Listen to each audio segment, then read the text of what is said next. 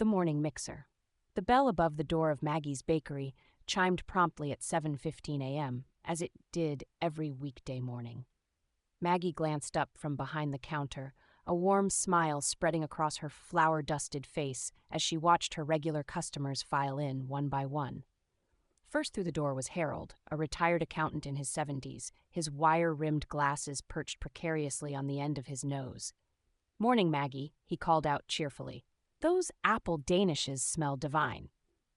Close on his heels was Lucy, a harried-looking woman in her 30s, her business suit slightly rumpled and her phone already pressed to her ear. She mouthed a silent hello to Maggie, pointing at a croissant.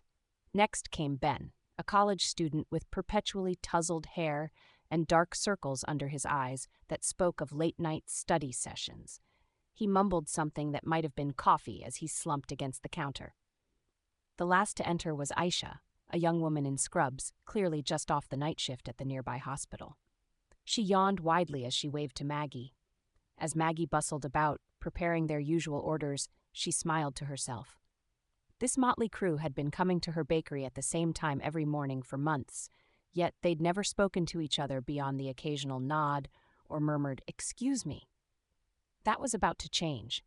"I'm so sorry," Maggie announced, her voice tinged with mock despair. "The coffee machine's broken down. It'll take at least half an hour to fix." A collective groan rose from her customers. "But," Maggie continued brightly, "I've just taken a fresh batch of cinnamon rolls out of the oven. Why don't you all sit down and enjoy them while you wait? On the house, of course." There was a moment of hesitation before Harold shrugged. "Well, I've got nowhere else to be." He settled into a chair at the large communal table in the center of the bakery. Lucy glanced at her watch, then at the tempting plate of pastries Maggie was setting out. "I suppose I could push my first meeting back a bit," she muttered, taking a seat. Ben practically fell into a chair, the promise of sugar evidently enough to keep him conscious. Aisha joined them last, stifling another yawn. As they began to nibble on the warm, gooey cinnamon rolls, an awkward silence descended. Maggie busied herself with fixing the perfectly functional coffee machine, hiding her smile. It was Harold who broke the ice. "So," he said, looking around the table, "come here often?" The weak joke earned a few chuckles, and suddenly the tension eased. "Every morning," Lucy replied, wiping icing from her lips. "It's on my way to the office. I'm Lucy, by the way. I work in marketing downtown." "Ben," the student mumbled through a mouthful of pastry. "Engineering major." "Aisha," said the woman in scrubs. "I'm a nurse at St. Mary's." "Harold," the older man said with a nod, "retired accountant and full-time grandpa." As they talked, Maggie noticed a change coming over them. Lucy put her phone away, giving the conversation her full attention. The shadows under Ben's eyes seemed to lighten as he laughed at one of Harold's corny jokes.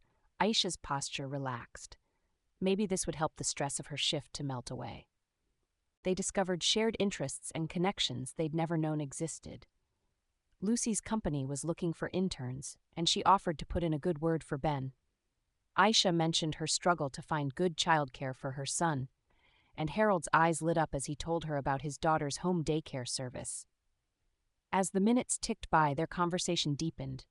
They shared stories of triumphs and struggles, of dreams deferred and hopes for the future. Harold spoke of the loneliness of retirement and how these morning visits to the bakery were often the highlight of his day. Lucy confessed her fears about an upcoming presentation, and the others rallied around her with encouragement and advice. Ben, more awake now, talked about the pressure he felt to succeed in his studies, being the first in his family to attend college. Aisha shared the emotional toll of working in an hospice care unit and how the smell of fresh pastries each morning helped her decompress after a long night shift. Before they knew it, an hour had passed. Maggie approached the table, a tray of steaming coffee mugs in hand. "Look at that," she said innocently. "All fixed." As her customers hurriedly gathered their things, suddenly remembering their daily responsibilities, something had changed. They were exchanging phone numbers, making plans to meet up outside the bakery. Lucy was promising to look over Ben's resume, while Aisha and Harold were setting up a play date for her child and his grandchild. The bell chimed again as they left, but this time they walked out together, still chatting and laughing.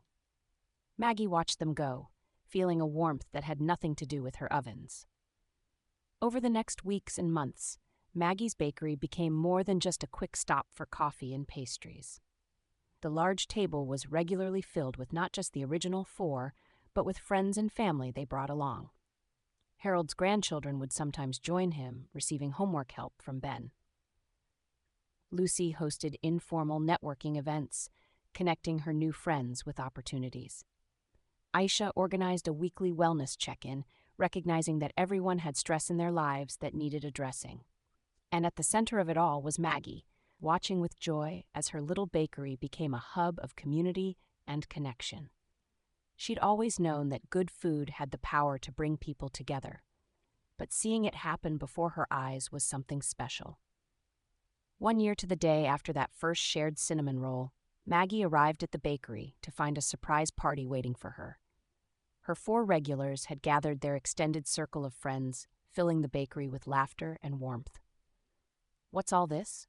Maggie asked, blinking back tears of joy. "We're celebrating the day our lives changed," Harold said, raising a coffee mug and toast. "The day we went from strangers to family," Lucy added. "All thanks to a broken coffee machine and your amazing cinnamon rolls," Ben grinned. Aisha stepped forward, presenting Maggie with a scrapbook. "We've collected stories and photos from everyone whose lives have been touched by the connections made here. It's our way of saying thank you for not just feeding our bodies, but for nourishing our souls." As Maggie flipped through the pages, seeing the smiling faces and reading the heartfelt messages, she felt overwhelmed with gratitude. She'd opened this bakery hoping to share her love of good food with her community, but she'd ended up creating so much more. In a world that often felt disconnected and rushed, Maggie's Bakery had become a place where people could slow down, look up from their phones, and remember the simple joy of sharing a meal and conversation with others. And it had all started with a batch of morning pastries and a little nudge from a meddling baker. Maggie looked around at the faces of her now extended family and raised her own mug. "To good food and even better friends," she said. "May we always remember that life, like the best pastries, is better when shared."